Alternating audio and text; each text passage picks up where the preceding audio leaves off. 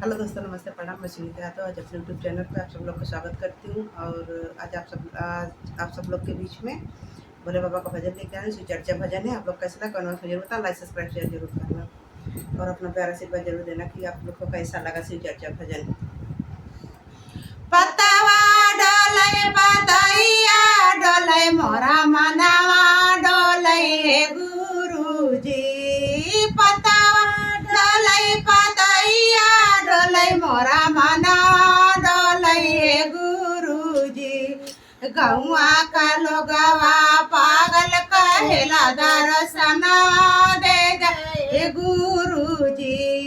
गौआ के लोगवा पागल कहेला दर्शनवा दे दे गुरु। बेटवा दे दा पतोहिया दे दे का पोतवा दे दे गुरुजी। बेटवा दे दा पतोहिया दे दे का पोतवा दे दे गुरुजी।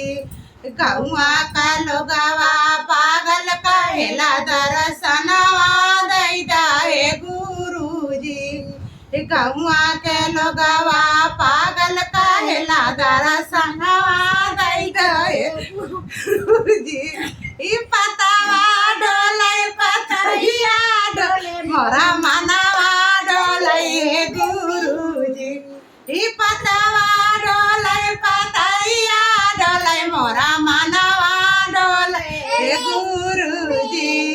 गौआ का लोगवा पागल कहेला दर्शनवा दे दे गुरुजी। बिटिया दे दादा मदवा दे दे कनतिया दे दे गुरुजी।